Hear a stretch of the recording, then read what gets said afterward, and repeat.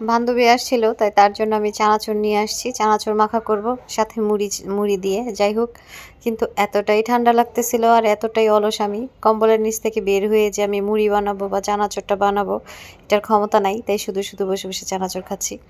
আর এদিকে সকাল সকাল মা তো প্রস্তুতি নিচ্ছে, মেয়ে জামাই আসবে, তার জন্য বিভিন্ন রান্নাবান্নার আয়োজন করছিল।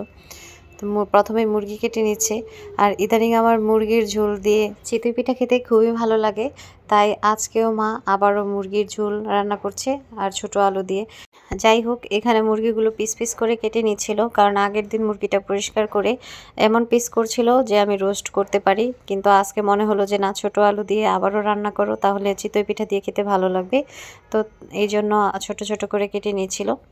কিছুক্ষণ পর এক নানু আসলো তাদের ছাদ বাগানের পেঁপে নিয়ে। ছাদ বাগানের পেঁপে গাছেই পেকেছে, অনেক মিষ্টি খেতে। তো একটা পেঁপে নিয়ে আসলো নাতি জামাইয়ের জন্য, তার জন্য কেটে দিলাম, সুন্দর করে কেটে পিস পিস করলাম, অনেক মজার ছিল।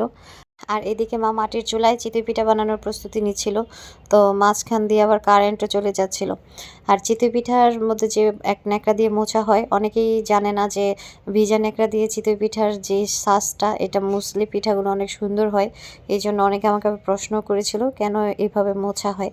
তো যাই হোক, এদিকে আবার ছোট আলু দিয়ে, নতুন আলু দিয়ে মুরগির ঝোলটা রান্না করা হচ্ছে। তো এটার ঝোলটাই অনেক বেশি ভালো লাগে, চিতই পিঠা দিয়ে খেতে মূলত বেশি ভালো লাগে। তারপর আবার মা একটা কাজে গেল, আমাকে বললো কয়েকটা পিঠা বানাতে। তা আমিও মাশাল্লাহ ভালোই পিঠা বানাইতে পারি, তো বসে বসে পিঠা বানাচ্ছিলাম। আর পাশেই সবজি রান্না করা হচ্ছিল। শীতে অনেক ধরনের সবজি পাওয়া যায়, সবগুলা সবজি একসাথে দিয়ে পাঁচফোড়ন দিয়ে অথবা মাছ দিয়ে রান্না করলে অনেক ভালো লাগে। তারপর ঘরে এসে আবার পোলাও বসিয়ে দিল। তো 2-3 চুলায় একবারে রান্না বান্না করছিল তাড়াহুড়া করে, দিন অনেক ছোট। তার উপরে আজকে আবার আমরা ঢাকায় চলে যাব, অনেক দিন ছিলাম গ্রামে, অনেক ভালো সময় কাটিয়েছি। তো এই জন্যই তাড়াহুড়া করে রান্নাবান্না করছিল যেন সময় মতো রান্নাটা হয়। আর আমরা দুপুরে খেয়েই আগে আগে বের হয়ে যাব, না হলে ঢাকায় যেতে যেতে অনেক রাত হয়ে যাবে, যেহেতু অনেক শীত। তো শীতের দিন কিন্তু কুয়াশা পড়া শুরু হয়ে যায় বিকালবেলায়। আর এখন তো 2 দিন যাবৎ কোনো রোদই দেখছি না, মানে 2025 সালে সূর্যের মুখ এখনও আমরা দেখি নাই।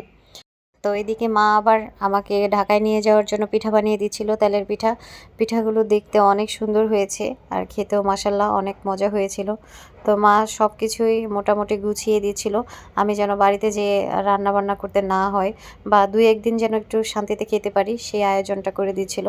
তো আমি এদিকে ব্যাগ গোছাচ্ছিলাম দুপুরে খাবার দাবার শেষ করে, আর একটা কফি নিয়ে আসলাম চাচার দোকান থেকে। এই কফিটার টেস্টটা অনেক ভালো। ঢাকায়ও আমি অনেক কফি খেয়েছি, কিন্তু এটার টেস্ট আমার কাছে অনেক ভালো লাগে। আর এদিকে বাচ্চারাও ব্যাগ নিয়ে আসছে আমাদেরকে বিদায় দেওয়ার জন্য। আর এবারের মতো এই ছিল আমাদের গ্রামের শেষ দিন। জানি না আবার কবে আসব, কিন্তু খুব মিস করব গ্রামের থাকার এই দিনগুলো। তো আজকের ভিডিওটা এই পর্যন্তই, সবাই ভালো থাকবেন, আল্লাহ হাফিজ।